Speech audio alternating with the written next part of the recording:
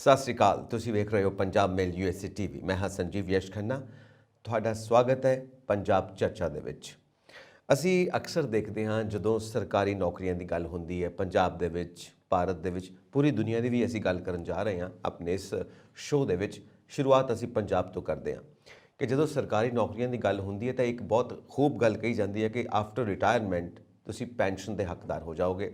ਤੁਹਾਨੂੰ ਕੁਝ ਨਾ ਕੁਝ ਅਮਾਊਂਟ ਮਿਲਦੀ ਰਹੇਗੀ ਜਿਹੜੀ ਤੁਹਾਡੀ ਸੈਲਰੀ ਦੀ ਕੁਝ ਪਰਸੈਂਟੇਜ ਹੋਏਗੀ ਔਰ ਉਹ ਸਾਰੀ ਉਮਰ ਤੁਹਾਡਾ ਸਾਥ ਦੇਗੀ। ਯਾਨੀ ਕਿ ਸਰਕਾਰੀ ਨੌਕਰੀ ਦਾ ਮਤਲਬ ਸਾਰੀ ਉਮਰ ਦੀਆਂ ਰੋਟੀਆਂ ਇਹ ਕਿਹਾ ਜਾਂਦਾ ਹੈ ਔਰ ਬੜੀ ਸਿਕਿਉਰ ਮੰਨੀ ਜਾਂਦੀ ਹੈ ਸਰਕਾਰੀ ਜੌਬ ਜਿਹੜੀ ਹੈ ਪੰਜਾਬ ਦੇ ਵਿੱਚ, ਭਾਰਤ ਦੇ ਵਿੱਚ, ਪੂਰੀ ਦੁਨੀਆ ਦੇ ਵਿੱਚ, ਕਿਉਂਕਿ ਸਰਕਾਰ ਨੂੰ ਅਸੀਂ ਰਿਸਪੌਂਸੀਬਲ ਮੰਨਦੇ ਹਾਂ। ਪਰ ਅੱਜ ਵੱਖਰੀ ਗੱਲ ਹੈ ਕਿ ਪ੍ਰਾਈਵੇਟ ਸੈਕਟਰ ਵੀ ਉਨਾ ਹੀ ਜ਼ਿਆਦਾ ਰਿਸਪੌਂਸੀਬਲ ਹੁੰਦਾ ਜਾ ਰਿਹਾ ਹੈ ਜਿਸ ਤਰ੍ਹਾਂ ਕਿ ਐਕਸਪਰਟ ਮੰਨਦੇ ਨੇ, ਪਰ ਫਿਰ ਵੀ ਕਰੇਜ਼ ਰਹਿੰਦਾ ਹੈ ਹਮੇਸ਼ਾ ਸਰਕਾਰੀ ਨੌਕਰੀ ਦਾ। ਔਰ ਸਰਕਾਰੀ ਨੌਕਰੀ ਦੇ ਵਿੱਚ ਇੱਕ ਖੂਬ ਚੀਜ਼ ਹੈ ਕਿ ਪੈਨਸ਼ਨ ਮਿਲਦੀ ਹੈ। ਪਰ ਇਸ ਵਕਤ ਸਟੇਟਸ ਇਹ ਬਣਿਆ ਹੋਇਆ ਹੈ ਕਿ ਖਜ਼ਾਨਿਆਂ ਦੀ ਹਾਲਤ ਬੁਰੀ ਹੈ, ਇਸ ਕਰਕੇ ਕਰਜ਼ੇ ਲੈ ਕੇ ਸਰਕਾਰਾਂ ਪੈਨਸ਼ਨ ਵੀ ਦੇ ਰਹੀਆਂ ਨੇ, ਸਬਸਿਡੀ ਵੀ ਦੇ ਰਹੀਆਂ ਨੇ। ਸੋ ਪੁਰਾਣੇ ਕਰਜ਼ੇ ਉਤਾਰਨ ਵਾਸਤੇ ਵੀ ਉਹਨਾਂ ਨੂੰ ਕਰਜ਼ਾ ਹੋਰ ਚਾਹੀਦਾ ਕਿ ਤਾਂ ਕਿ ਕਿਸ਼ਤਾਂ ਦਿੱਤੀਆਂ ਜਾ ਸਕਣ। ਸੋ ਇਹ ਟੋਟਲ ਜਿਹੜਾ ਸੀਨ ਕੁਝ ਹੋਰ ਬਣਿਆ ਹੋਇਆ ਹੈ। ਫਿਰ ਵੀ ਜੋ ਪੈਨਸ਼ਨ ਸਕੀਮਸ ਨੇ ਉਹਦੇ ਵਿੱਚ ਵੀ ਕਈ ਤਰ੍ਹਾਂ ਦੀਆਂ ਚੇਂਜਸ ਆਉਂਦੀਆਂ ਰਹਿੰਦੀਆਂ ਨੇ ਸਮੇਂ ਦੇ ਮੁਤਾਬਿਕ। ਪੁਰਾਣੀ ਸਕੀਮ ਕੀ ਹੈ, ਨਵੀਂ ਸਕੀਮ ਕੀ ਹੈ, ਔਰ ਸਕੀਮ ਦੇ ਮੁਤਾਬਿਕ ਨਵੇਂ ਲਾਅਸ ਕੀ ਬਣਦੇ ਪਏ ਨੇ, ਜਿਸ ਕਰਕੇ ਪੁਰਾਣੀ ਸਕੀਮ ਵੱਖਰੀ ਹੋ ਜਾਂਦੀ ਹੈ, ਨਵੀਂ ਸਕੀਮ ਵੱਖਰੀ ਹੋ ਜਾਂਦੀ ਹੈ। ਗਵਰਨਮੈਂਟ ਆਪਣੇ ਹਿਸਾਬ ਨਾਲ ਚੱਲਦੀ ਹੈ, ਮਾਰਕੀਟ ਦੇ ਹਿਸਾਬ ਨਾਲ ਚੱਲਦੀ ਹੈ। ਜਿਸ ਤਰ੍ਹਾਂ ਗਵਰਨਮੈਂਟ ਨੂੰ ਪ੍ਰੋਫਿਟ ਹੁੰਦਾ ਜਾਂ ਸੌਖੀ ਰਹਿੰਦੀ ਹੈ ਪੈਨਸ਼ਨ ਦੇਣ ਦੇ ਵਿੱਚ, ਉਸ ਤਰ੍ਹਾਂ ਦੇ ਲਾਅਸ ਬਣਾ ਲੈਂਦੀ ਹੈ, ਉਸ ਤਰ੍ਹਾਂ ਦੇ ਫੰਡੇ ਅਪਣਾ ਲੈਂਦੀ ਹੈ। ਸੋ ਹਮੇਸ਼ਾ ਲੋਕ ਕਨਫਿਊਜ਼ ਰਹਿੰਦੇ ਨੇ ਕਿ ਕੀ ਕੀਤਾ ਜਾਵੇ, ਕੀ ਨਹੀਂ ਕੀਤਾ ਜਾਵੇ। ਇਹ ਫਿਨੋਮੀਨਾ ਸਿਰਫ ਪੰਜਾਬ ਵਿੱਚ ਹੀ ਨਹੀਂ, ਪੂਰੇ ਭਾਰਤ ਵਿੱਚ ਹੈ, ਸਿਰਫ ਭਾਰਤ ਵਿੱਚ ਹੀ ਨਹੀਂ, ਪੂਰੀ ਦੁਨੀਆ ਦੇ ਵਿੱਚ ਹੈ। ਸੋ ਇਹ ਸਾਰੇ ਫਿਨੋਮੀਨਾ ਬਾਰੇ ਅਸੀਂ ਡਿਸਕਸ ਕਰਾਂਗੇ ਕਿ ਇਨ ਦੀ ਈਵਨਿੰਗ ਆਫ ਲਾਈਫ, ਜਦੋਂ ਸ਼ਾਮ ਢਲਦੀ ਹੈ ਉਮਰ ਦੀ, ਇਨਸਾਨ ਬਜ਼ੁਰਗ ਹੋ ਜਾਂਦਾ ਹੈ, ਰਿਟਾਇਰ ਹੋ ਜਾਂਦਾ ਹੈ ਜੌਬ ਤੋਂ, ਉਸ ਤੋਂ ਬਾਅਦ ਉਹਦੀ ਲਾਈਫ ਕਿੰਨੀ ਕੁ ਸਿਕਿਉਰ ਹੈ ਔਰ ਪੈਨਸ਼ਨ ਦੇ ਵਿੱਚ ਕੀ ਕੁਝ ਸ਼ਾਮਿਲ ਹੈ, ਮੈਡੀਕਲ ਫੈਸਿਲਿਟੀ ਕਿੰਨੀ ਹੈ, ਹੋਰ ਵੀ ਜਿਹੜੇ ਪੱਤੇ ਨੇ ਕੀ ਕੁਝ ਸ਼ਾਮਿਲ ਹੈ, ਉਸ ਨੂੰ ਦੇਖਦੇ ਹੋਏ ਔਰ ਅੱਜ ਦੀ ਮਹਿੰਗਾਈ ਦੇ ਦੌਰ ਦੇ ਵਿੱਚ ਉਹ ਪੈਨਸ਼ਨ ਦੀ ਅਮਾਊਂਟ ਜਿੰਨੀ ਮਿਲਦੀ ਹੈ ਕਿੱਥੇ ਖੜੀ ਹੈ। ਅਸੀਂ ਪੰਜਾਬ ਦਾ ਕੌਂਟੈਕਸਟ ਵੀ ਦੇਖਾਂਗੇ, ਇੰਡੀਆ ਦਾ ਕੌਂਟੈਕਸਟ ਵੀ ਦੇਖਾਂਗੇ, ਪੂਰੀ ਦੁਨੀਆ ਦੇ ਰੈਫਰੈਂਸਿਸ ਵੀ ਅਸੀਂ ਉਹਦੇ ਵਿੱਚ ਲੈਣ ਜਾ ਰਹੇ ਹਾਂ। ਸੋ ਮੇਰੇ ਨਾਲ ਸਟੂਡੀਓਜ਼ ਦੇ ਵਿੱਚ ਮੌਜੂਦ ਨੇ ਸ਼੍ਰੀ ਸਤੀਸ਼ ਖੋਸਲਾ ਜੀ, ਪੋਲੀਟੀਕਲ ਐਨਾਲਿਸਟ, ਜੋ ਇਸ ਮਾਮਲੇ ਨੂੰ ਗਹਿਰਾਈ ਨਾਲ ਜਾਣਦੇ ਨੇ। Welcome to show Satish ji. Thank you sir. ਸੋ ਸਭ ਤੋਂ ਪਹਿਲਾਂ ਤਾਂ ਇੱਕ ਇੰਟਰੋਡਕਸ਼ਨ ਚਾਹਾਂਗੇ ਤੁਹਾਡੇ ਕੋਲੋਂ ਕਿ ਪੈਨਸ਼ਨ ਹੈ ਕੀ, ਪੈਨਸ਼ਨ ਕਹਿੰਦੇ ਕਿਹਨੂੰ ਨੇ, ਤਾਂ ਕਿ ਇੱਕ ਦਿਮਾਗ ਦੇ ਵਿੱਚ ਕਲੈਰਿਟੀ ਹੋ ਜਾਏ ਅੱਗੇ ਡਿਸਕਸ ਕਰਨ ਤੋਂ ਪਹਿਲਾਂ। ਪੈਨਸ਼ਨ ਨੂੰ ਅਸੀਂ ਕਿਸ ਤਰ੍ਹਾਂ ਡਿਫਾਈਨ ਕਰ ਸਕਦੇ ਹਾਂ? ਖੰਨਾ ਸਾਹਿਬ, ਐਕਚੁਅਲੀ ਤਾਂ ਇਹ ਸਾਨੂੰ ਥੋੜਾ ਜਿਹਾ ਬਰੀਫ ਦੇ ਵਿੱਚ ਹਿਸਟਰੀ ਦੇ ਵਿੱਚ ਜਾਣਾ ਪੈਣਾ। ਥੋੜੀ ਜਿਹੀ ਹਿਸਟਰੀ ਸਾਨੂੰ ਲੈਣੀ ਪੈਣੀ ਆ, ਕਿਉਂਕਿ ਪੈਨਸ਼ਨ ਅੱਜ ਨਹੀਂ ਲੱਗੀ ਹੈਗੀ, ਨਾ ਅੱਜ ਨਹੀਂ ਹਟੀ ਹੈਗੀ। ਪੈਨਸ਼ਨ ਜਿਹੜੀ ਆ ਇਹ ਅੰਗਰੇਜ਼ ਸਰਕਾਰ ਲਾ ਗਿਆ ਸੀ 1881 ਦੇ ਵਿੱਚ। 1881 ਦੇ ਵਿੱਚ ਰਾਇਲ ਕਮਿਸ਼ਨ ਆਇਆ ਸੀ ਇੱਥੇ, ਐਸਟੈਬਲਿਸ਼ਮੈਂਟ ਸੀ। ਉਹਨੇ ਸਾਰੀ ਜਿਹੜੀ ਮੁਲਾਜ਼ਮਾਂ ਦੀ ਐਸਟੈਬਲਿਸ਼ਮੈਂਟ ਆ ਉਹ ਦੇਖੀ ਸੀਗੀ, ਕੀ ਇੱਥੇ ਵਰਕਿੰਗ ਆਵਰਸ ਚਾਹੀਦੇ ਆ, ਕੀ ਇੱਥੇ ਤਨਖਾਹਾਂ ਚਾਹੀਦੀਆਂ, ਕੀ ਪੈਨਸ਼ਨ ਚਾਹੀਦੀ ਆ, ਸਾਰੀਆਂ ਵਰਕਿੰਗ ਕੰਡੀਸ਼ਨਸ ਉਹਨੇ ਦੇਖੀਆਂ ਸੀਗੀਆਂ। ਉਹਦੇ ਮੁਤਾਬਕ ਉਹਨੇ 1881 ਦੇ ਵਿੱਚ ਜਦ ਆਪਣੀ ਰਿਪੋਰਟ ਦਿੱਤੀ ਆ ਅੰਗਰੇਜ਼ ਸਰਕਾਰ ਨੂੰ, ਤਾਂ ਉਸ ਵੇਲੇ ਪੈਨਸ਼ਨ ਰੱਖੀ ਸੀਗੀ। ਪੈਨਸ਼ਨ, ਹੁਣ ਪੈਨਸ਼ਨ ਹੈ ਕੀ? ਕੁਐਸਚਨ ਇਹ ਆ ਵੀ ਪੈਨਸ਼ਨ ਹੈ ਕੀ? ਇਹਦੇ ਵਿੱਚ ਸੁਪਰੀਮ ਕੋਰਟ ਨੇ ਆਪਣੀ, ਸੁਪਰੀਮ ਕੋਰਟ ਜਿਹੜੀ ਆ, ਕਈ ਫੈਸਲਿਆਂ ਦੇ ਵਿੱਚ ਉਹਨਾਂ ਨੇ ਡਿਫਾਈਨ ਕੀਤਾ ਪੈਨਸ਼ਨ। ਵੈਸੇ ਤਾਂ ਆਪਾਂ ਇਹਨੂੰ ਕਹਿ ਦਈਏ ਕਿ ਸੋਸ਼ਲ ਸਿਕਿਉਰਿਟੀ ਮੇਜਰ, ਪਰ ਨਹੀਂ, ਸੁਪਰੀਮ ਕੋਰਟ ਇਹ ਤੋਂ ਅੱਗੇ ਗਏ। ਸੁਪਰੀਮ ਕੋਰਟ ਨੇ ਮਤਲਬ ਅੱਗੇ ਜਾ ਕੇ ਆਪਾਂ ਫੈਸਲਾ ਦੱਸਾਂਗੇ, ਪਰ ਉਹਨੇ ਇਹ ਗੱਲ ਕਹੀ ਆ ਕਿ ਇੱਕ ਜਿਹੜਾ ਫੈਸਲੇ ਦੇ ਵਿੱਚ, pension is neither a gift nor a reward or bounty. Pension is the right of a retired government servant who has served the nation for a long time. So ਇਹ ਪੈਨਸ਼ਨ ਦਾ ਉਹਨਾਂ ਨੇ ਕਿਹਾ ਸੀ ਕਿ it was further elaborated that the government is bound to ensure that its employees lead a peaceful and honorable life after retirement. Ji, This is the definition given by the Supreme Court in its decisions in say 1882. ਜੀ। ਸੋ ਇੱਕ respectable life, ਇੱਕ ਇੱਜ਼ਤ ਦੀ life, ਇੱਕ ਆਤਮ ਸਨਮਾਨ ਦੀ life ਜੀਉਣ ਵਾਸਤੇ ਉਸਨੂੰ ਇੱਕ ਸਪੋਰਟ ਦਿੱਤੀ ਜਾਵੇ ਤਾਂ ਕਿ ਉਹ ਆਪਣੀ ਓਲਡ ਏਜ ਦੇ ਵਿੱਚ ਵੀ ਸਮਾਜ ਦੇ ਵਿੱਚ ਇੱਜ਼ਤ ਨਾਲ ਜੀ ਸਕੇ, ਪਰਿਵਾਰ ਦੇ ਨਾਲ ਇੱਜ਼ਤ ਨਾਲ ਜੀ ਸਕੇ। ਕਿਉਂਕਿ ਅਸੀਂ ਅਕਸਰ ਦੇਖਦੇ ਹਾਂ ਪਰਿਵਾਰ ਦੇ ਵਿੱਚ ਨਾ ਪੈਸਾ ਬੜਾ ਕਮਾਲ ਦੀ ਚੀਜ਼ ਹੈ ਔਰ ਪੈਸਾ ਬੜੀ ਕਮਾਲ ਇਸ ਤਰ੍ਹਾਂ ਕਿ ਇੱਜ਼ਤ ਬੜੀ ਦਿਲਵਾਉਂਦਾ ਹੈ ਸਮਾਜ ਦੇ ਵਿੱਚ।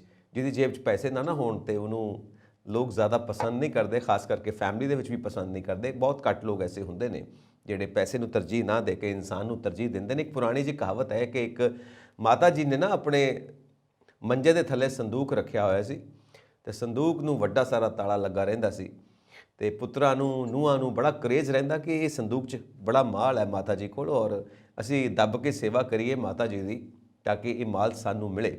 ਤਾਂ ਪੁੱਤਰਾਂ ਦੇ ਵਿੱਚ, ਨੂੰਹਾਂ ਦੇ ਵਿੱਚ ਆਪਸ 'ਚ ਕੰਪੀਟੀਸ਼ਨ ਹੁੰਦਾ ਰਹਿੰਦਾ ਸੀ ਕਿਉਂਕਿ ਪੈਸਾ ਲੈਣਾ ਮਾਂ ਜੀ ਤੋਂ, ਫਾਇਦਾ ਲੈਣਾ, ਟਰੰਕ ਦਾ ਸਾਰਾ ਮਾਲ ਲੈਣਾ।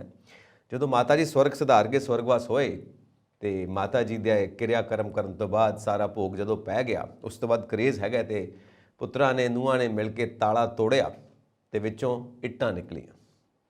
ਮਤਲਬ ਉਹ ਇੱਟਾਂ ਪਾ ਕੇ ਉਹਨਾਂ ਨੇ ਟਰੰਕ ਨੂੰ ਭਾਰੀ ਕੀਤਾ ਹੋਇਆ ਸੀ ਔਰ ਇੱਕ ਭਰਮ ਬਣਾ ਕੇ ਰੱਖਿਆ ਹੋਇਆ ਸੀਗਾ ਕਿ ਮੇਰੇ ਕੋਲ ਬੜਾ ਮਾਲ ਹੈ, ਮੇਰੇ ਕੋਲ ਬੜਾ ਸੋਨਾ ਜਾਇਦਾਦ, ਪਤਾ ਨਹੀਂ ਕੀ ਕੁਝ ਹੈ ਟਰੰਕ ਦੇ ਵਿੱਚ। ਤੇ ਜਦੋਂ ਦੇਖਿਆ ਤੇ ਇੱਟਾਂ। ਇਹ ਗੱਲ ਹੌਲੀ ਹੌਲੀ ਜਦੋਂ ਪਿੰਡ 'ਚ ਖੁੱਲ੍ਹ ਗਈ ਤਾਂ ਸਰਪੰਚ ਨੇ ਕਿਹਾ ਕਿ ਦੇਖਿਆ ਮਾਤਾ ਕਿੰਨੀ ਸਿਆਣੀ, ਉਹ ਜਾਣਦੀ ਹੈ ਤੁਹਾਡੇ ਦਿਲਾਂ ਨੂੰ, ਜਿਹੜੀ ਤੁਸੀਂ ਸੇਵਾ ਕਰਦੇ ਹੋ ਨਾ ਕਿਸੇ ਲਾਲਚ ਕਰਕੇ ਕਰਦੇ ਹੋ। ਉਹ ਲਾਲਚ ਨੂੰ ਪਛਾਣਦੀ ਸੀ, ਇਸ ਕਰਕੇ ਉਹਨੇ ਇੱਟਾਂ ਪਾ ਕੇ ਰੱਖੀਆਂ ਹੋਈਆਂ ਸੀ। ਤੁਸੀਂ ਸਮਝਦੇ ਸੀ ਮਾਲ ਹੈ ਮਾਤਾ ਜੀ ਕੋਲ ਬੜਾ। ਜੇ ਉਹ ਇੱਦਾਂ ਨਾ ਕਰਦੀ ਤੇ ਤੁਸੀਂ ਉਹਦੀ ਇੱਜ਼ਤ ਵੀ ਨਹੀਂ ਕਰਨੀ ਸੀ ਤੇ ਉਹਦੀ ਖਾਤਰ ਵੀ ਨਹੀਂ ਕਰਨੀ ਸੀ ਤੇ ਉਹਦੀ ਸੇਵਾ ਵੀ ਨਹੀਂ ਕਰਨੀ ਸੀ। ਸੋ ਪੈਸਾ ਬੜੀ ਇੰਪੋਰਟੈਂਟ ਚੀਜ਼ ਹੈ ਜੀ ਸਾਡੀ ਦੁਨੀਆ ਦੇ ਵਿੱਚ, ਸਿਸਟਮ ਹੀ ਇੱਦਾਂ ਦਾ ਹੈ। ਸੋ ਵਾਕਈ ਅੰਗਰੇਜ਼ਾਂ ਨੇ ਜਦੋਂ ਇਹ ਫੈਸਲਾ ਲਿੱਤਾ ਕਿ ਪੈਨਸ਼ਨ ਮਿਲਣੀ ਚਾਹੀਦੀ ਹੈ ਜਦੋਂ ਓਲਡ ਏਜ ਵਿੱਚ ਪਹੁੰਚ ਜਾਣ, ਓਲਡ ਏਜ ਪੈਨਸ਼ਨ ਹੀ ਇੱਕ ਤਰ੍ਹਾਂ ਨਾਲ ਵੈਸੇ ਵੀ ਓਲਡ ਏਜ ਪੈਨਸ਼ਨ ਚੱਲਦੀ ਹੈ। ਇਹ ਹੈ ਕਿ ਗਵਰਨਮੈਂਟ ਸਰਵੈਂਟ ਨੂੰ ਜਿਹੜੀ ਪੈਨਸ਼ਨ ਦਿੱਤੀ ਜਾਂਦੀ ਹੈ ਉਹ ਵੀ ਰਿਟਾਇਰਮੈਂਟ ਤੋਂ ਬਾਅਦ ਹੀ ਹੈ। ਸੋ ਇਹ ਹੋ ਗਿਆ ਪੈਨਸ਼ਨ ਦਾ ਤੇ ਪੈਸੇ ਦਾ ਸਾਰਾ ਕਿੱਸਾ। ਹੁਣ ਇਹ ਤੁਸੀਂ ਮੈਨੂੰ ਇੱਕ ਗੱਲ ਦੱਸੀ ਹੋਈ ਹੈ ਕਿ ਇੱਕ ਤਾਂ ਹੈ ਓਲਡ ਪੈਨਸ਼ਨ, ਇੱਕ ਹੈ ਨਿਊ ਪੈਨਸ਼ਨ, ਕਿਉਂਕਿ ਸਮੇਂ ਦੇ ਮੁਤਾਬਿਕ ਚੇਂਜਸ ਆਉਂਦੀਆਂ ਜਾਂਦੀਆਂ ਨੇ। ਸੋ ਇਹ ਓਲਡ ਪੈਨਸ਼ਨ ਤੇ ਨਵੀਂ ਪੈਨਸ਼ਨ, ਇਹਦੇ 'ਚ ਫਰਕ ਕਿਉਂ ਪਾਇਆ ਗਿਆ ਤੇ ਫਰਕ ਕੀ ਪਾਇਆ ਗਿਆ, ਉਹਦਾ ਕੀ ਅਸਰ ਪੈ ਰਿਹਾ ਹੈ? ਖੰਨਾ ਸਾਹਿਬ, ਜਿਹੜੀ ਮੈਂ ਪਹਿਲਾਂ ਗੱਲ ਕੀਤੀ ਹੈ ਨਾ, ਅੰਗਰੇਜ਼ ਸਰਕਾਰ ਨੇ 1881 ਦੇ ਪੈਨਸ਼ਨ ਲਾਈ ਸਾਨੂੰ, ਉਹ ਕੰਟੀਨਿਊ ਕਰਦੀ, ਐਜ਼ ਇਟ ਇਜ਼ ਕੰਟੀਨਿਊ ਕਰਦੀ ਰਹੀ। ਜਿਸ ਵੇਲੇ ਸਾਡਾ 1919 ਦਾ ਐਕਟ ਬਣਿਆ, ਜਿਸ ਵੇਲੇ 1935 ਦਾ ਫੈਡਰਲ ਐਕਟ ਬਣਿਆ, ਉਸ ਵੇਲੇ ਵੀ ਉਹ ਪੈਨਸ਼ਨ ਸੀ। 1947 ਆਇਆ, ਯਾਦ ਹੋਊਗਾ, ਉਸ ਵੇਲੇ ਵੀ ਸਾਡੀ ਸਰਕਾਰ ਨੇ ਪੈਨਸ਼ਨ ਐਜ਼ ਇਟ ਇਜ਼ ਰੱਖੀ ਔਰ ਪੈਨਸ਼ਨ ਦੇ ਨਾਲ ਨਾਲ ਉਹਦੇ ਜਿੰਨੇ ਵੀ ਕੰਪੋਨੈਂਟ ਸੀਗੇ ਉਹ ਵੀ ਦੇਖੇ। ਹੁਣ ਪੈਨਸ਼ਨ ਕਿੰਨੀ ਮਿਲਣੀ ਆ, ਸਵਾਲ ਪੈਦਾ ਹੁੰਦਾ ਸੀ ਕਿੰਨੀ ਰਿਟਾਇਰਮੈਂਟ ਤੋਂ ਬਾਅਦ ਕਿੰਨੀ ਮਿਲਣੀ ਆ, ਇਹਦੀਆਂ ਟਰਮਸ ਐਂਡ ਕੰਡੀਸ਼ਨ ਸੈਟਲ ਕੀਤੀਆਂ ਸੀ। ਜਿਸ ਵੇਲੇ 1947 ਦੇ ਵਿੱਚ ਜਦੋਂ ਐਕਟ ਬਣਿਆ, ਉਹਦੇ ਤਹਿਤ ਇਹ ਫੈਸਲਾ ਹੋਇਆ ਕਿ ਜਿਹੜਾ ਮੁਲਾਜ਼ਮ ਰਿਟਾਇਰ ਹੋਊਗਾ ਉਹਨੂੰ ਜਿਹੜੀ ਲਾਸਟ ਪੇ ਦੌਰਾਨ ਆ ਉਹਦਾ 50% ਪੈਨਸ਼ਨ ਦੇਣੀ ਔਰ ਪੈਨਸ਼ਨ ਦੇਣੀ, ਪੂਰੀ ਪੈਨਸ਼ਨ ਜਿਹੜੀ ਉਸ ਵੇਲੇ ਦੇਣੀ ਆ ਜਦੋਂ 33 ਸਾਲ ਦੀ ਕੁਆਲੀਫਾਈਂਗ ਸਰਵਿਸ ਹੋ। ਹਾਲਾਂਕਿ ਉਹਦੇ ਵਿੱਚ ਅਮੈਂਡਮੈਂਟਸ ਹੁੰਦੀਆਂ ਰਹੀਆਂ ਥੋੜੀਆਂ ਬਹੁਤ, ਕਈ ਵਾਰੀ 20 ਸਾਲ ਹੋ ਗਈ ਆ, ਕਈ ਵਾਰ 15, ਪਰ ਫੁੱਲ ਪੈਨਸ਼ਨ ਜਿਸ ਵੇਲੇ ਮਿਲਣੀ ਕਿਸੇ ਬੰਦੇ ਨੂੰ, ਜੋ ਕਿਸੇ ਦੀ ਸਪੋਜ਼ ਕਰੋ 100 ਰੁਪਈਏ ਤੇ ਬੰਦਾ ਕੋਈ ਰਿਟਾਇਰ ਹੋਇਆ, ਉਹਨੂੰ 50 ਰੁਪਈਏ ਉਹਦੀ after retirement he will get 50 rupees as pension. Second ਚੀਜ਼ ਇਹਦੇ ਵਿੱਚ, ਚੌਥੇ ਪੇ ਕਮਿਸ਼ਨ ਨੇ ਆ ਕੇ ਇਹਦੇ ਵਿੱਚ ਪਹਿਲਾਂ ਨਹੀਂ ਸੀ ਡੀਅਰਨੈਸ, ਜਿਹੜਾ ਡੀਏ ਮਿਲਦਾ ਨਾ ਮੁਲਾਜ਼ਮਾਂ ਨੂੰ, ਚਾਹੇ ਸੈਂਟਰਲ ਗਵਰਨਮੈਂਟ ਦੇ ਚਾਹੇ ਸਟੇਟ ਗਵਰਨਮੈਂਟ ਦੇ ਆ, ਚੌਥੇ ਪੇ ਕਮਿਸ਼ਨ ਦੇ ਵਿੱਚ ਆ ਕੇ ਡੀਅਰਨੈਸ ਪੇ ਕਰ ਦਿੱਤੀ ਹੋਰ ਐਡ ਉਹਦੇ ਵਿੱਚ।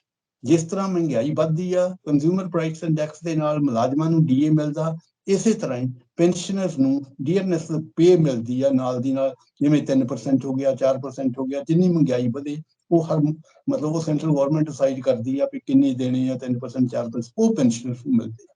ਨਾਲ ਦੀ ਨਾਲ ਬਹੁਤ ਸਾਰੇ ਸਟੇਟਸ ਦੇ ਵਿੱਚ ਜਾਂ ਸੈਂਟਰ ਦੇ ਵਿੱਚ ਮੈਡੀਕਲ ਅਲਾਊਂਸ ਵੀ ਮਿਲਦਾ, ਆਪਣੀ ਆਪਣੀ ਉਹਦੀ ਵੇਰੀਏਸ਼ਨ ਆ। ਜੇ ਹੁਣ ਤੁਸੀਂ ਪੰਜਾਬ ਦੀ ਗੱਲ ਕਰ ਰਹੇ ਸੀਗੇ ਤਾਂ ਪੰਜਾਬ ਦੇ ਵਿੱਚ 1000 ਰੁਪਈਆ ਮਿਲਦਾ ਮੈਡੀਕਲ ਅਲਾਊਂਸ, ਇੱਕ ਬੰਦੇ ਨੂੰ 1000 ਰੁਪਈਆ OPD ਦਾ। ਬਾਕੀ ਜਿਹੜੇ ਹੈਗੇ ਆ ਉਹ ਤਾਂ ਹਸਪੀਟਲ ਦੇ ਜਿੰਨੇ ਚਾਰਜਸ ਹੋਣਗੇ ਤਾਂ ਉਹ ਹਸਪੀਟਲ ਦੇ ਆ। ਅਦਰਵਾਈਜ਼ ਇਹ ਇੱਕ ਐਡੀਸ਼ਨਲ ਚੀਜ਼ ਹੈ ਜਿਹੜੀ ਇਹ ਮਤਲਬ ਪੈਨਸ਼ਨਰਸ ਨੂੰ ਇਹ ਚੀਜ਼ਾਂ ਨਾਲ ਦੀ ਨਾਲ ਮਿਲਦੀਆਂ। ਜੀ। ਸੋ ਇਹ ਚੀਜ਼ਾਂ ਹੋ ਗਈਆਂ। ਹੁਣ ਤੁਸੀਂ ਇਹ ਗੱਲ ਦੱਸੋ ਕਿ ਜਿਹੜੀ ਇਹ ਨਵੀਂ ਪੈਨਸ਼ਨ ਸਕੀਮ ਹੈ, ਇਹ ਓਲਡ ਪੈਨਸ਼ਨ ਸਕੀਮ ਦੇ ਨਾਲੋਂ ਕੀ ਅਸਰ ਪਾ ਰਹੀ ਹੈ ਲੋਕਾਂ ਦੇ ਜੀਵਨ ਦੇ ਉੱਤੇ ਜਿਹੜੇ ਪੈਨਸ਼ਨ ਹਾਸਿਲ ਕਰ ਰਹੇ ਨੇ? ਕਿਉਂਕਿ ਨਵੇਂ ਜਿਹੜੀਆਂ ਪੈਨਸ਼ਨ ਸਕੀਮਸ ਨੇ ਉਹਦੇ 'ਚ ਕਾਫੀ ਕੁਝ ਚੇਂਜਸ ਆ ਰਹੀਆਂ ਨੇ। ਬਿਲਕੁਲ ਠੀਕ ਹੈ। ਦੇਖੋ, ਜਿਸ ਤਰ੍ਹਾਂ ਮੈਂ ਪਹਿਲਾਂ ਦੱਸਿਆ ਨਾ, ਪੈਨਸ਼ਨ ਚੱਲਦੀ ਰਹੀ, ਪੈਨਸ਼ਨ ਦੇ ਉੱਤੇ ਅਸਲ ਦੇ ਵਿੱਚ ਇਸ ਜਦੋਂ ਅਸੀਂ ਮੁਲਾਜ਼ਮ ਲੋਕ ਜਿਹੜੇ ਆ, ਅਸੀਂ ਲੋਕ ਸਮਝਦੇ ਹਾਂ ਤੇ ਪੈਨਸ਼ਨ ਦੇ ਉੱਤੇ ਹਮਲਾ ਹੁੰਦਾ ਪੈਨਸ਼ਨ ਮੁਲਾਜ਼ਮ ਦੀ ਪੈਨਸ਼ਨ ਸਰਕਾਰਾਂ ਕੋਈ ਵੀ ਆਈਆਂ, ਚਾਹੇ ਉਹ ਬੀਜੇਪੀ ਦੀ ਸਰਕਾਰ ਸੀ, ਚਾਹੇ ਕਾਂਗਰਸ ਦੀ ਸਰਕਾਰ ਸੀ, ਚਾਹੇ ਕੋਈ ਸਰਕਾਰ ਸੀਗੀ, ਪੈਨਸ਼ਨ ਤੇ ਹਮਲੇ ਹੁੰਦੇ। ਪਹਿਲਾ ਹਮਲਾ 1979 ਦੇ ਵਿੱਚ ਹੋਇਆ, ਜਦੋਂ ਇਹਨੂੰ ਲਿਬਰਲਾਈਜੇਸ਼ਨ ਕਰਨ ਲੱਗੀ ਸਰਕਾਰ, ਕਿ ਅਸੀਂ ਲਿਬਰਲਾਈਜੇਸ਼ਨ ਦੇ ਨਾਂ ਦੇ ਉੱਤੇ ਅਸੀਂ ਤੁਹਾਨੂੰ ਪੈਨਸ਼ਨ ਇੰਪਰੂਵਡ ਵਰਸ਼ਨ ਦੇਣਾ ਪੈਨਸ਼ਨ ਦਾ। ਜਿਸ ਵੇਲੇ ਉਹਦੇ ਵਿੱਚ ਇੰਪਰੂਵਡ ਵਰਸ਼ਨ ਆਇਆ 79 ਦੇ ਵਿੱਚ, ਉਹਦੇ ਵਿੱਚ ਇਹ ਹੋਇਆ ਕਿ ਉਹਨਾਂ ਨੇ ਕਿਹਾ ਕਿ 79 ਦੇ ਬਾਅਦ ਦੇ ਜਿਹੜੇ ਲੋਕ ਆ ਉਹਨਾਂ ਨੂੰ ਮਿਲੂਗੇ, ਜਿਹੜੇ 79 ਤੋਂ ਪਹਿਲਾਂ ਦੇ ਲੋਕ ਆ 1479 ਉਹਨਾਂ ਨੂੰ ਨਹੀਂ ਮਿਲੂ। ਇਹਦੇ ਨਾਲ ਮੁਲਾਜ਼ਮਾਂ ਦੇ ਵਿੱਚ ਰਿਜ਼ੈਂਟਮੈਂਟ ਪੈਦਾ ਹੋਈ। ਸਰਕਾਰ ਨੂੰ ਉਹਨਾਂ ਨੇ ਰਿਕੁਐਸਟ ਕੀਤੀ, ਇੰਦਰਾ ਗਾਂਧੀ ਦੀ ਸਰਕਾਰ ਸੀਗੀ ਉਸ ਵੇਲੇ, ਸਰਕਾਰ ਨੂੰ ਰਿਕੁਐਸਟ ਕੀਤੀ, ਕੁਛ ਨਹੀਂ ਬਣਿਆ। ਅਲਟੀਮੇਟਲੀ ਉਹ ਸੁਪਰੀਮ ਕੋਰਟ ਦੇ ਵਿੱਚ ਗਏ। ਸੁਪਰੀਮ ਕੋਰਟ ਦੇ ਵਿੱਚ ਜਸਟਿਸ ਚੰਦਰਚੂੜ ਉਦੋਂ ਸੀਗੇ, ਇਹ ਜਿਹੜੇ ਹੁਣ ਦੇ ਚੀਫ ਜਸਟਿਸ ਆ ਉਦੋਂ ਦੇ ਵੀ ਇਹਨਾਂ ਦੇ ਫਾਦਰ ਸੀਗੇ ਚੰਦਰਚੂੜ, ਉਹਨਾਂ ਨੇ ਕੇਸ ਸੁਣਿਆ। ਫੁੱਲ ਬੈਂਚ ਨੇ ਕੇਸ ਸੁਣਿਆ, ਤੇ ਜਿਹੜੀ ਮੈਂ ਪਹਿਲਾਂ ਡੈਫੀਨੇਸ਼ਨ ਦਿੱਤੀ ਆ ਉਹ 17 ਦਸੰਬਰ 1982 ਨੂੰ ਉਹਨਾਂ ਨੇ 79 ਦੇ ਵਿੱਚ ਇਹ ਸੀਗਾ ਸਰਕਾਰ ਨੇ ਜਿਹੜਾ ਲਿਬਰਲਾਈਜ਼ ਦਾ ਸਰਕੂਲਰ ਕੱਢਿਆ ਸੀਗਾ 79 ਦੇ ਵਿੱਚ, ਤੇ 80 ਦੇ ਵਿੱਚ ਇਹ ਪਟੀਸ਼ਨ ਹੋਈ, ਤੇ 17 ਦਸੰਬਰ 1982 ਨੂੰ ਇਹ ਫੈਸਲਾ ਹੋਇਆ ਕਿ ਆ ਜਿਹੜਾ ਮੈਂ ਤੁਹਾਨੂੰ 3-4 ਪਹਿਲਾਂ ਦੱਸੀਆਂ ਉਹਦੇ ਵਿੱਚ ਉਹ ਫੈਸਲੇ ਦੇ ਵਿੱਚ pension as it is restore ਕਰ ਦਿੱਤੀ ਆ। There was absolutely no change in the pension structure 79 ਦੇ ਵਿੱਚ। ਹੁਣ 82 ਦੇ ਵਿੱਚ 17 ਉਹੀ ਚੀਜ਼ ਨੂੰ ਜਿਹੜੀ 17 ਦਸੰਬਰ 1982 ਆ ਉਹਨੂੰ ਸਾਰੇ ਹਿੰਦੁਸਤਾਨ ਦੇ, ਉਹ ਬਹੁਤ ਵੱਡਾ ਇੱਕ ਬਹੁਤ ਮਾਰਵਲਸ ਡਿਸੀਜਨ ਸੀਗਾ ਇਹ। ਸਾਰੇ ਹਿੰਦੁਸਤਾਨ ਦੇ ਵਿੱਚ ਪੈਨਸ਼ਨਰਸ ਡੇ ਮਨਾਇਆ ਜਾਂਦਾ ਉਸ ਦਿਨ। ਸ਼ਾਇਦ ਤੁਸੀਂ ਦੇਖਿਆ ਹੋਣਾ, ਬਹੁਤ ਸਾਰੇ ਸੈਂਟਰਲ ਸਟੇਟ ਗਵਰਨਮੈਂਟ ਦੇ ਥਾਂ ਤੇ ਇਸ ਚੀਜ਼ ਨੂੰ ਹਾਈਲਾਈਟ ਕੀਤਾ ਜਾਂਦਾ ਹੈ, ਕਿਉਂਕਿ ਬਹੁਤ ਵੱਡਾ ਫੈਸਲਾ ਸੀਗਾ। ਈਵਨ ਜਿਹੜੇ ਉਸ ਵੇਲੇ ਦੇ ਤਕਰੀਬਨ 25 ਲੱਖ ਲੋਕ ਜਿਹੜੇ ਸੈਂਟਰਲ ਗਵਰਨਮੈਂਟ ਦੇ ਆ, ਸਟੇਟਸ ਦੇ ਵੱਖਰੇ 25 ਲੱਖ ਲੋਕਾਂ ਨੂੰ ਇਹਦਾ ਫਾਇਦਾ ਹੋਇਆ ਸੀਗਾ। ਇਹ ਗਿਨੀਜ਼ ਬੁੱਕ ਦਾ ਰਿਕਾਰਡ ਹੈਗਾ। ਹਾਲਾਂਕਿ ਸਰਕਾਰ ਫਿਰ ਵੀ, ਕਿਉਂਕਿ ਸਰਕਾਰ ਐਡਾਮੈਂਟ ਸੀ ਕਿ ਅਸੀਂ ਇਹ ਪੈਨਸ਼ਨ ਨਹੀਂ ਦੇਣੀ ਹੈਗੀ, ਪੈਨਸ਼ਨ ਦੇ ਵਿੱਚ ਕੋਈ ਸੁਧਾਰ ਕਰਨੇ ਆ, ਸਰਕਾਰ ਐਡਾਮੈਂਟ ਸੀਗੀ। ਸਰਕਾਰ ਅਪੀਲ 'ਚ ਗਈ ਆ, ਪਰ ਫਿਰ ਵੀ ਸੁਪਰੀਮ ਕੋਰਟ ਨੇ ਅਪੀਲ ਵੀ ਰਿਜੈਕਟ ਕਰ ਦਿੱਤੀ। ਇਹ ਤਾਂ ਸੀਗੀ ਉਸ ਵੇਲੇ ਦੀ ਗੱਲ, ਜਿਸ ਵੇਲੇ 1982 ਦੇ ਵਿੱਚ ਫੈਸਲਾ ਹੋਇਆ। ਲੇਕਿਨ ਸਰਕਾਰ ਨੇ ਫਿਰ ਵੀ ਇਹਦੇ ਵਿੱਚ, ਸਰਕਾਰ ਕੋਈ ਵੀ ਸੀ ਕਿ ਈਵਨ ਗਵਰਨਮੈਂਟ ਮੁਲਾਜ਼ਮਾਂ ਨੂੰ ਜਿਹਨਾਂ ਨੇ ਐਡੀ ਵੱਡੀ ਆਪਣੀ 30, 35, 36, 40 ਸਾਲ ਦੀ ਸਰਵਿਸ ਕਰਕੇ, ਉਹਨਾਂ ਨੂੰ ਇਹ ਦੱਸਿਆ ਜਾਂਦਾ ਸੀਗਾ ਕਈ ਵਾਰੀ ਵੀ ਇਹ ਤਾਂ ਡੈਡ ਬੋਡੀ ਸੀ। ਡੈਡ ਬੋਡੀ ਜਦ ਇਸ ਕਰਕੇ ਕਹਿੰਦੇ ਸੀਗੇ ਕਿ ਭਾਈ ਤੁਸੀਂ ਜਿੰਨੀ ਆਪਣੀ ਨੌਕਰੀ ਕੀਤੀ ਆ ਉਨੀ ਤਨਖਾਹ ਲੈ ਲਈ, ਹੁਣ ਸਾਡੀ ਕੋਈ ਲਾਇਬਿਲਿਟੀ ਨਹੀਂ। ਹਾਲਾਂਕਿ it was and it is the social responsibility of the government to look after its citizens। ਪਰ ਸਰਕਾਰ ਇਸ ਚੀਜ਼ ਤੋਂ ਮੁੱਕਰ ਗਈ। ਸਰਕਾਰ ਨੇ ਕੋਈ ਇਹਦਾ ਨਹੀਂ ਲਿਆ, ਕੋਈ ਇਸ ਚੀਜ਼ ਨੂੰ ਉਹਨਾਂ ਨੇ ਨਜ਼ਰਅੰਦਾਜ਼ ਕਰ ਦਿੱਤਾ। ਹੁਣ ਸਵਾਲ ਪੈਦਾ ਹੋਇਆ ਵੀ ਜਦ ਤੁਸੀਂ ਸਵਾਲ ਕੀਤਾ ਵੀ ਨਵੀਂ ਪੈਨਸ਼ਨ 2003 ਦੇ ਵਿੱਚ ਵਾਜਪਾਈ ਗਵਰਨਮੈਂਟ ਦੀ ਸਰਕਾਰ ਸੀ, ਉਹ ਬਿੱਲ ਲੈ ਕੇ ਆਈ। ਉਹਨਾਂ ਨੇ ਕੀ ਕੀਤਾ ਵੀ ਇਸ ਬਿੱਲ ਨੂੰ, ਜਿਹੜੀ ਨਵੀਂ ਪੈਨਸ਼ਨ ਸਕੀਮ ਆ, ਰਿਪਲੇਸ ਓਲਡ ਪੈਨਸ਼ਨ ਸਕੀਮ ਨੂੰ ਰਿਪਲੇਸ ਕਰਕੇ ਨਵੀਂ ਪੈਨਸ਼ਨ ਸਕੀਮ ਲਿਆਂਦੀ। ਔਰ ਨਵੀਂ ਪੈਨਸ਼ਨ ਸਕੀਮ ਦੀਆਂ ਆਪਣੀਆਂ ਕੰਡੀਸ਼ਨਾਂ ਸੀਗੀਆਂ, ਔਰ ਲਿਆਈ ਇਹ ਬੀਜੇਪੀ ਸਰਕਾਰ ਉਸ ਵੇਲੇ ਸੀਗੀ ਵਾਜਪਾਈ ਦੀ, ਔਰ ਬਾਅਦ ਦੇ ਵਿੱਚ ਕਾਂਗਰਸ ਸਰਕਾਰ ਆਈ ਮਨਮੋਹਨ ਸਿੰਘ ਦੀ 2004 ਦੇ ਵਿੱਚ, 2005 ਦੇ ਵਿੱਚ ਲਾਗੂ ਹੋਈ ਆ 2004 ਤੋਂ। ਜਿਹੜੇ ਮੁਲਾਜ਼ਮ 1/4/2004 ਤੋਂ ਬਾਅਦ ਰਿਕਰੂਟ ਹੋ ਗਏ, ਉਹਨਾਂ ਤੇ ਨਵੀਂ ਪੈਨਸ਼ਨ ਸਕੀਮ ਲਾਗੂ। ਸੋ ਇੱਕ ਚੀਜ਼ ਹੈ, ਕਿਉਂਕਿ ਇਹ ਆਪਣਾ ਹੀ ਪੈਸਾ ਹੁੰਦਾ ਹੈ ਜਿਹੜਾ ਮੁਲਾਜ਼ਮਾਂ ਨੂੰ ਮਿਲਦਾ ਹੈ ਆਫਟਰ ਰਿਟਾਇਰਮੈਂਟ, ਕਿਉਂਕਿ ਪੂਰੀ ਦੁਨੀਆ ਦੇ ਵਿੱਚ ਇਸ ਵਕਤ ਪੈਨਸ਼ਨਸ ਖਤਮ ਹੋ ਰਹੀਆਂ ਨੇ, ਪੈਨਸ਼ਨਸ ਦੀ ਮਨੀ ਜਿਹੜੀ ਹੈ ਵਾਸ਼ ਆਊਟ ਹੋ ਰਹੀ ਹੈ, ਔਰ ਖਾਸ ਕਰਕੇ 올ਡ ਏਜ ਦੇ ਵਿੱਚ ਬਹੁਤ ਸਾਰੀਆਂ ਪ੍ਰੋਬਲਮਸ ਆ ਰਹੀਆਂ ਨੇ ਸਿਟੀਜ਼ਨਸ ਨੂੰ। ਸੋ ਇਸ ਕਰਕੇ ਆਪਾਂ ਇਸ ਮੁੱਦੇ ਦੇ ਉੱਤੇ ਡਿਸਕਸ਼ਨ ਕਰ ਰਹੇ ਹਾਂ।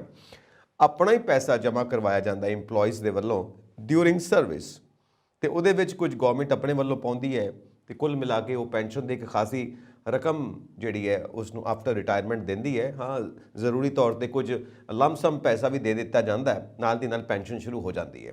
ਸੋ ਇਹ ਇੰਪਲੋਈ ਦਾ ਪਰਸੈਂਟੇਜ ਔਰ ਗੌਰਮੈਂਟ ਦੀ ਪਰਸੈਂਟੇਜ, ਇਹਦਾ ਕੀ ਕੰਬੀਨੇਸ਼ਨ ਬਣਦਾ ਜਿਹੜਾ ਉਸ ਨੂੰ ਬਾਅਦ ਵਿੱਚ ਪੈਨਸ਼ਨ ਦੇ ਰੂਪ ਦੇ ਵਿੱਚ ਦਿੱਤਾ ਜਾਂਦਾ ਹੈ? ਜਿਹੜੀ ਖੰਨਾ ਸਾਹਿਬ ਓਲਡ ਪੈਨਸ਼ਨ ਆ ਜੀ, ਉਹਦੇ ਵਿੱਚ ਸੁਪਰੀਮ ਕੋਰਟ ਨੇ ਇਹ ਗੱਲ ਕਹੀ ਸੀਗੀ ਕਿ it is a deferred wage. It's a deferred wage in the sense ਕਿ ਮੁਲਾਜ਼ਮ ਜਿਹੜੇ ਲੋਕ ਆ ਉਹ ਪਹਿਲਾਂ ਹੀ ਘੱਟ ਪੇ ਲੈਂਦੇ। ਜਿਸ ਵੇਲੇ ਉਹਨੂੰ ਰਿਕਰੂਟ ਹੀ ਕੀਤਾ ਜਾਂਦਾ ਉਹਨੂੰ ਘੱਟ ਵੇਜਸ ਤੇ ਰੱਖਿਆ ਜਾਂਦਾ, ਚਾਹੇ ਕਿਸੇ ਕੈਟੇਗਰੀ ਦਾ ਵੀ ਮੁਲਾਜ਼ਮ। ਦੂਸਰੀ ਗੱਲ ਇਹਦੇ ਵਿੱਚ ਹੈਗੀ ਆ ਵੀ ਸਰਕਾਰ ਇਹਦੇ ਵਿੱਚ ਨਾ ਤਾਂ ਸਰਕਾਰ ਦਾ ਕੋਈ ਪੈਸਾ ਨਾ ਮੁਲਾਜ਼ਮ ਦਾ ਪੈਸਾ, ਉਹਨੂੰ ਪੈਨਸ਼ਨ ਉਸ ਟਰਮਸ ਐਂਡ ਕੰਡੀਸ਼ਨ ਦੇ ਵਿੱਚ ਮਿਲਣੀ ਹੈ ਜਿਹੜੀ ਮੈਂ ਤੁਹਾਨੂੰ ਪਹਿਲਾਂ ਦੱਸਿਆ ਵੀ 33 ਸਾਲ ਦੀ ਸਰਵਿਸ ਜਿਸ ਬੰਦੇ ਦੀ ਹੈਗੀ ਆ ਉਹਨੂੰ ਲਾਸਟ ਪੇ ਦੌਰਾਨ ਜਿਹਦਾ 100 ਹੋਵੇ, ਜਾਂ ਮੈਂ ਤੁਹਾਨੂੰ ਐਗਜ਼ਾਮਪਲ ਦੇ ਕੇ ਦੱਸਿਆ ਕਿ ਉਹਨੂੰ 50 ਰੁਪਏ ਮਿਲ ਜਾਣ ਕੰਬਟ ਬੇ। ਹੁਣ ਜਿਹੜੀ ਤੁਸੀਂ ਨਵੀਂ ਪੈਨਸ਼ਨ ਸਕੀਮ ਦੀ ਗੱਲ ਕੀਤੀ ਹੈ, ਜੇ ਉਹਦੀ ਗੱਲ ਕਰਨੀ ਆ ਤਾਂ ਉਹ ਆਲ ਟੂਗੈਦਰ ਡਿਫਰੈਂਟ ਹੈ। ਉਹਨਾਂ ਨੇ ਇਹ ਕਨਸੈਪਟ ਹੀ ਚੇਂਜ ਕਰ ਦਿੱਤਾ ਨਵੀਂ ਓਲਡ ਪੈਨਸ਼ਨ ਸਕੀਮ ਦਾ। ਉਹਨਾਂ ਨੇ ਇਹ ਗੱਲ ਕੀਤੀ ਆ ਭਈ ਜਿੰਨੀ ਤੁਸੀਂ ਕਿਹਾ ਨਾ ਕਿ ਕਿੰਨਾ ਪੈਸਾ ਕੱਟ ਹੋਣਾ। ਹੁਣ ਪੈਸਾ ਜਿਹੜਾ ਮੁਲਾਜ਼ਮ ਦੀ ਤਨਖਾਹ ਦੇ ਵਿੱਚੋਂ ਕੱਟ ਹੋਣਾ ਉਹ 10% ਆ, ਔਰ ਜਿਹੜਾ ਸੈਂਟਰਲ ਗਵਰਨਮੈਂਟ ਨੇ ਪਾਉਣਾ ਉਹ 14% ਹੈ।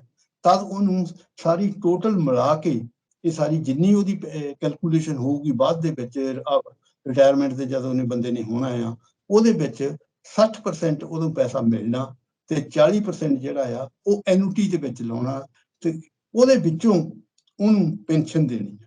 ਹੁਣ ਉਹਦੇ ਵਿੱਚੋਂ ਜਿਹੜਾ ਬੋਨ ਆਫ ਕੰਟੈਂਸ਼ਨ ਆ, ਹੁਣ ਜਿਹੜਾ 40% ਦੇਣਾ ਆ ਪੈਸਾ ਉਹਦੇ ਵਿੱਚ ਇਹ ਆ ਵੀ ਉਹ ਤਾਂ ਲਾਉਣਾ ਕਿਸੇ ਨੇ ਮਿਊਚੁਅਲ ਫੰਡ ਚ ਲਾਤਾ, ਕਿਸੇ ਨੇ ਸਰਕਾਰ ਨੇ ਲਾਉਣਾ, ਚਾਹੇ ਕਿ ਮਿਊਚੁਅਲ ਫੰਡ ਚ ਲਾਤਾ, ਚਾਹੇ ਉਹਨੂੰ ਸ਼ੇਅਰ ਮਾਰਕੀਟ ਦੇ ਵਿੱਚ ਲਾਤਾ, ਚਾਹੇ ਕਿਸੇ ਹੋਰ ਦੇ ਵਿੱਚ ਲਾਤਾ, ਉਹ ਸਰਕਾਰ ਦਾ ਕੰਮ ਸੀਗਾ। ਹੁਣ ਮਿਊਚੁਅਲ ਫੰਡ ਜਾਂ ਸ਼ੇਅਰ ਮਾਰਕੀਟ ਫਲਕਚੁਏਟ ਵੀ ਕਰਦੇ ਆ, ਕਿਸੇ ਨਾ ਕਿਸੇ ਵੇਲੇ ਉੱਤੇ ਜਾਂਦੇ ਆ, ਕਿਸੇ ਥੱਲੇ ਬਣਦੇ ਆ, ਉਹਦੇ ਨਾਲ ਜਿਹੜਾ ਉਹ ਪੈਸਾ ਆ ਉਹਦੀ ਅਨਸਰਟੇਨਟੀ। ਜਦੋਂ ਕਿ ਉਹ ਜਿਹੜਾ ਪਹਿਲੀ ਪੈਨਸ਼ਨ ਹੈ, ਜਿਹੜਾ ਮੈਂ ਹੁਣ ਡਿਫਰੈਂਸ ਦੱਸ ਰਿਹਾ ਤੁਹਾਨੂੰ, ਜਿਹੜੀ ਪੈਨਸ਼ਨ ਓਲਡ ਪੈਨਸ਼ਨ ਸਕੀਮ ਹੈ ਉਹ ਡਿਫਾਈਨਡ ਪੈਨਸ਼ਨ, ਉਹ ਡਿਫਾਈਨਡ ਇਹ ਕੰਟਰੀਬਿਊਟਰੀ ਪੈਨਸ਼ਨ, ਉਹ ਡਿਫਾਈਨਡ ਪੈਨਸ਼ਨ 50% ਲਾਸਟ ਪੇ ਦੌਰਾਨ ਇਹ 'ਚ ਕੰਟਰੀਬਿਊਸ਼ਨ ਜਿੰਨੀ ਸਾਡੀ ਹੋਈ ਕੰਟਰੀਬਿਊਸ਼ਨ 60+40। ਸੋ ਇਹਦੇ ਵਿੱਚ ਇਸ ਕਰਕੇ ਇਸ ਪੈਨਸ਼ਨ ਦਾ ਜਿਹੜਾ ਅਨਸਰਟੇਨਟੀ ਆ, ਅਨਸਰਟੇਨਟੀ ਦੀ ਅੱਜ ਹਰ ਪਾਸੇ ਇਹਦਾ ਵਿਰੋਧ ਹੋ ਰਿਹਾ ਵੀ ਹਰ ਪਾਸੇ ਕਿਤੇ ਵੀ, ਚਾਹੇ ਵੈਸੇ ਤਾਂ ਇਹ ਉਦੋਂ ਹੀ ਹੋ ਗਿਆ ਸੀਗਾ, ਜੇ ਤੁਸੀਂ ਅਗਲਾ ਹੀ ਗੱਲ ਕਰਾਂਗੇ ਆਪਾਂ, ਇਹ ਉਦੋਂ ਹੀ ਵਿਰੋਧ ਸ਼ੁਰੂ ਹੋ ਗਿਆ ਸੀਗਾ ਜਦੋਂ 2005 ਦੇ ਵਿੱਚ ਇਹ ਬਿੱਲ ਆਏ ਸੀਗੇ। ਉਸ ਵੇਲੇ ਅਥਾਰਟੀ ਬਣੀ, ਅਥਾਰਟੀ ਨੇ ਵੀ ਬੜਾ ਟਾਈਮ ਲਾਇਆ ਇਹਨੂੰ ਕਿੱਦਾਂ ਰੈਗੂਲੇਟ ਕਿਸ ਤਰ੍ਹਾਂ ਕਰਨਾ ਹੈ। ਸੋ ਇਹ ਮੋਟੀ ਗੱਲ ਤਾਂ ਇਹ ਆ, ਅੱਗੇ ਆਪਾਂ ਹੋਰ ਗੱਲ ਕਰਦੇ ਜਿਹੜੀ ਤੁਸੀਂ ਗੱਲ ਕਰੋਗੇ। ਬਿਲਕੁਲ ਠੀਕ ਗੱਲ ਹੈ। ਮਤਲਬ ਪੂਰੇ ਪੰਜਾਬ ਦੇ ਵਿੱਚ ਔਰ ਭਾਰਤ ਦੇ ਵਿੱਚ ਇਹ ਹਾਲਤ ਬਣੀ ਹੋਈ ਹੈ ਕਿ ਜਿਹੜੇ ਵੱਡੀ ਉਮਰ ਦੇ ਇੰਪਲੋਈਜ਼ ਨੇ, ਜਿਹੜੇ ਰਿਟਾਇਰ ਹੋ ਚੁੱਕੇ ਨੇ, ਜਿਹੜੇ ਓਲਡ ਏਜ ਦੇ ਵਿੱਚ ਨੇ, ਉਹਨਾਂ ਦੇ ਨਾਲ ਕਿੱਦਾਂ ਰਿਸਕੀ ਜਿਹਾ ਗੇਮ ਚੱਲਦਾ ਪਿਆ ਇਸ ਵਕਤ। ਉਹ ਸ਼ੋਰਟੀ ਨਹੀਂ ਹੈ ਕਿ ਕੀ ਹੋਣ ਜਾ ਰਿਹਾ ਤੇ ਕੀ ਹੋਣ ਨਹੀਂ ਜਾ ਰਿਹਾ। ਹਮੇਸ਼ਾ ਕਿਸੇ ਨਾ ਕਿਸੇ ਚੀਜ਼ ਨੂੰ ਲੈ ਕੇ ਇੱਕ ਡਿਬੇਟ, ਇੱਕ ਡਿਸਕਸ਼ਨ ਚੱਲਦਾ ਰਹਿੰਦਾ। ਔਰ ਇਸ ਵਕਤ ਇਹ ਬਰਨਿੰਗ ਟੌਪਿਕ ਹੈ ਪੰਜਾਬ ਦੇ ਵਿੱਚ ਵੀ, ਪੂਰੇ ਭਾਰਤ ਦੇ ਵਿੱਚ ਵੀ, ਕਿ ਇਹ ਜਿਹੜੀ ਪੈਨਸ਼ਨ ਸਕੀਮਸ ਨੇ ਇਹ ਕੀ ਕੀਤਾ ਜਾਏ, ਕਿਉਂਕਿ ਸਾਰੀ ਜ਼ਿੰਦਗੀ ਉਹ ਦਿੰਦੇ ਨੇ ਇੰਪਲੋਈਜ਼ ਦੇਸ਼ ਨੂੰ, ਤੇ ਉਸ ਤੋਂ ਬਾਅਦ ਉਹਨਾਂ ਨੂੰ ਕੀ ਮਿਲਦਾ ਹੈ, ਉਹਨਾਂ ਦਾ ਹੱਕ ਕੀ ਹੈ, ਤੇ ਉਹਨਾਂ ਦੀ ਝੋਲੀ ਦੇ ਵਿੱਚ ਕੀ ਪਾਇਆ ਜਾਂਦਾ ਸਰਕਾਰਾਂ ਵੱਲੋਂ। ਇਹ ਸਾਰੀਆਂ ਡਿਸਕਸ਼ਨਸ ਚੱਲਦੀਆਂ ਪਈਆਂ ਨੇ ਇਸ ਵਕਤ ਭਾਰਤ ਦੇ ਵਿੱਚ, ਇੱਕ ਬਰਨਿੰਗ ਇਸ਼ੂ ਹੈ।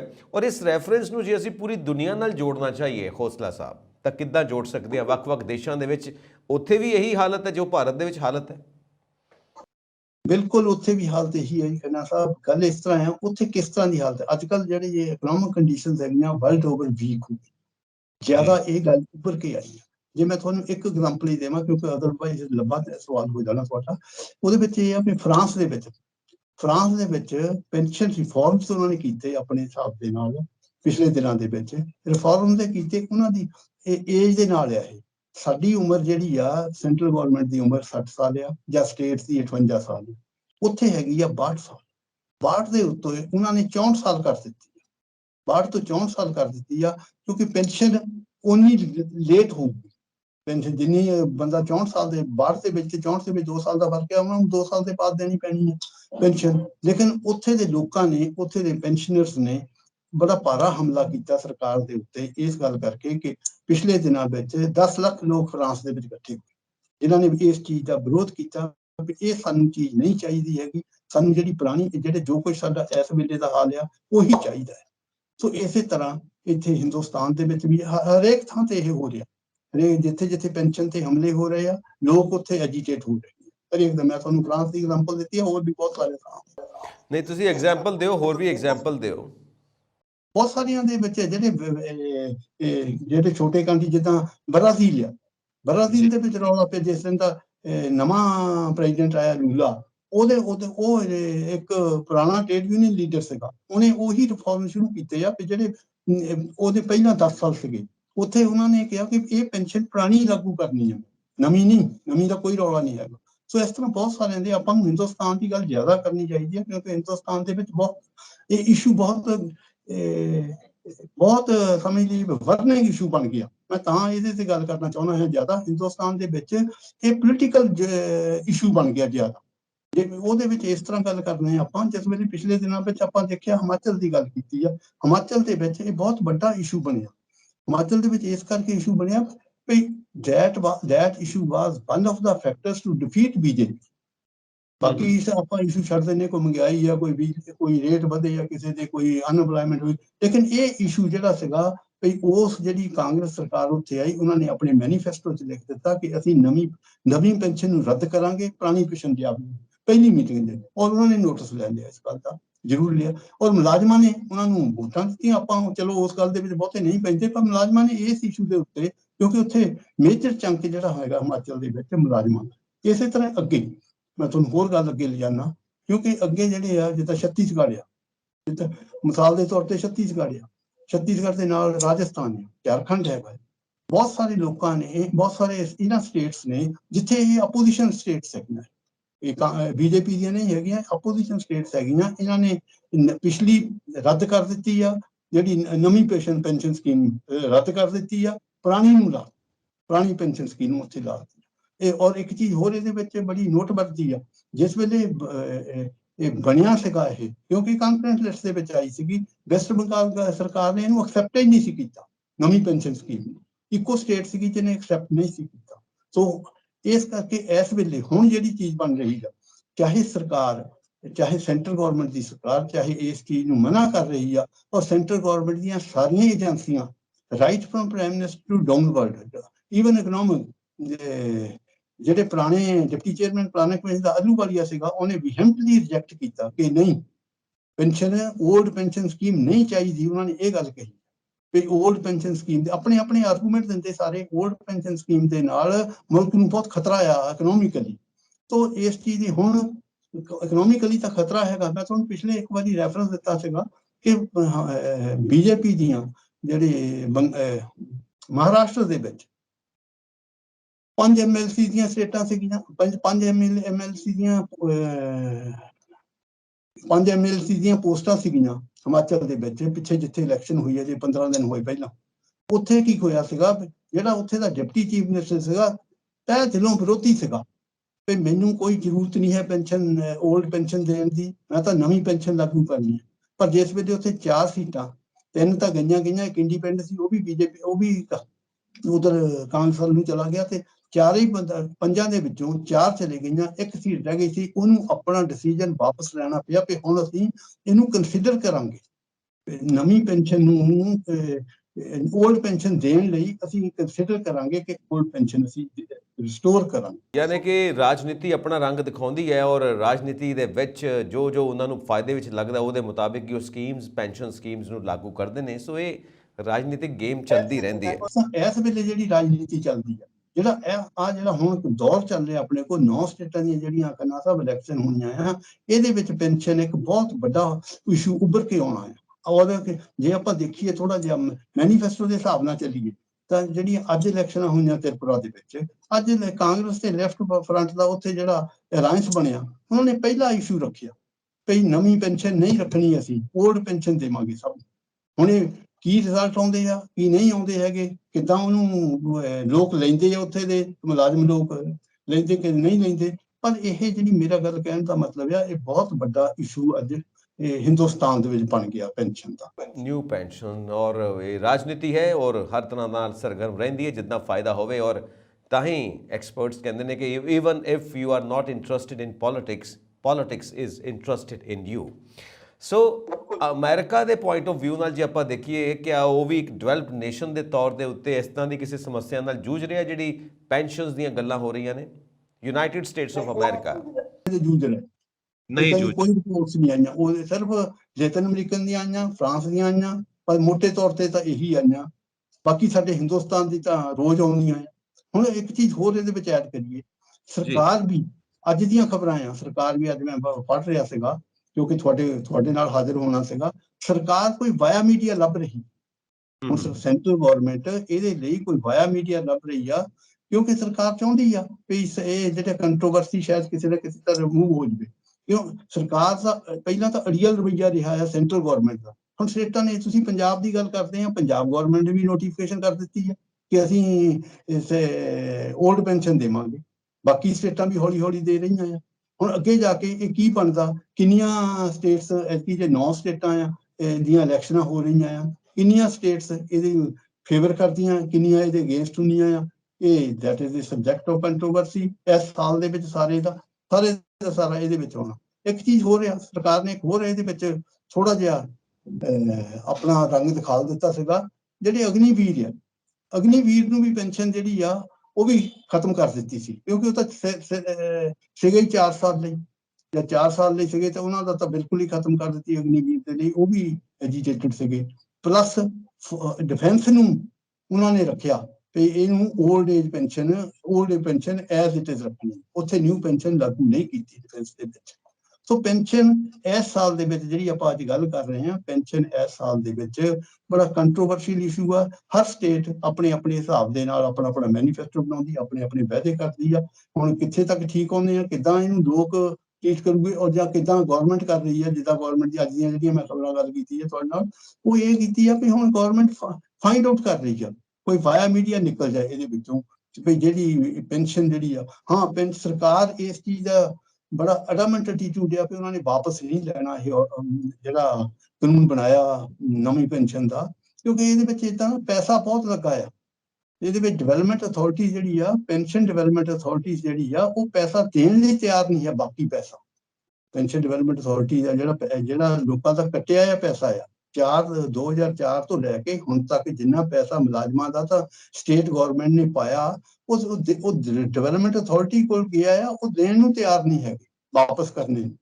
ਸੋ ਇਸ ਕਰਕੇ ਇਹ ਥੋੜਾ ਜਿਹਾ ਬੜਾ ਇਸ ਸਾਲ ਦੇ ਵਿੱਚ ਬੜਾ ਗੁੰਝਲਦਾਰ ਇਸ਼ੂ ਬਣਿਆ ਆ, ਜਿਹੜਾ ਹੁਣ ਲੋਕਾਂ ਨੇ ਡਿਸਾਈਡ ਕਰਨਾ ਆ, ਜਾਂ ਮੁਲਾਜ਼ਮਾਂ ਨੇ ਕਰਨਾ, ਜਾਂ ਸਰਕਾਰ ਨੇ ਕਰਨਾ ਆ, ਕਿਸ ਤਰ੍ਹਾਂ ਅਸੀਂ ਸਾਰੇ ਟੇਕ ਅਪ ਕਰਦੇ ਹਾਂ। ਇਹ ਇਸ਼ੂ ਅੱਜ ਦਾ ਬਿਲਕੁਲ ਇਸ਼ੂ ਬਣਿਆ ਹੋਇਆ, ਔਰ ਸਨ 2024 ਦੀਆਂ ਇਲੈਕਸ਼ਨਸ ਦੇ ਉੱਤੇ ਇਹਦਾ ਖਾਸ ਅਸਰ ਹੋਏਗਾ ਜੇ ਇਸ ਮਾਮਲੇ ਨਾਲ ਨਜਿੱਠਿਆ ਨਹੀਂ ਜਾਂਦਾ, ਕਿਉਂਕਿ ਵੈਲਫੇਅਰ ਆਫ ਸਟੇਟ, ਬਿਲਕੁਲ ਵੈਲਫੇਅਰ ਆਫ ਸਟੇਟ ਸਾਡਾ ਮੋਟਿਵ ਹੈ, ਔਰ ਵੈਲਫੇਅਰ ਆਫ ਸਟੇਟ ਕੌਨਸਟੀਟਿਊਸ਼ਨ ਦਾ ਮੋਟਿਵ ਹੈ, ਔਰ ਸਰਕਾਰਾਂ ਦਾ ਵੀ ਮੋਟਿਵ ਇਹੀ ਹੋਣਾ ਚਾਹੀਦਾ ਹੈ ਕਿ ਲੋਕਾਂ ਦੀ ਭਲਾਈ ਵਾਸਤੇ ਜਿੰਨਾ ਕੁਝ ਵੀ ਕੀਤਾ ਜਾ ਸਕੇ ਉਹਨਾਂ ਕੁਝ ਜ਼ਰੂਰ ਕਰਨਾ ਚਾਹੀਦਾ ਹੈ। ਪਰ ਸਰਕਾਰ ਕੋਲ ਪੈਸਾ ਵੀ ਤਾਂ ਹੋਣਾ ਚਾਹੀਦਾ। ਇੱਥੇ ਤੇ ਸਕੈਮ ਹੁੰਦੇ ਪਏ ਨੇ, ਸਰਕਾਰ ਕੋਲ ਪੈਸਾ ਨਹੀਂ, ਔਰ ਕਈ ਥਾਂ ਦੇ ਉੱਤੇ ਸਰਕਾਰ ਦੇ ਉੱਤੇ ਵੀ ਕੁਐਸਚਨ ਮਾਰਕਸ ਲੱਗ ਜਾਂਦੇ ਨੇ ਕਿ ਸਰਕਾਰ ਦਾ ਇਹਨਾਂ ਕਾਰਪੋਰੇਟਸ ਦੇ ਨਾਲ ਕੀ ਸੰਬੰਧ ਹੈ।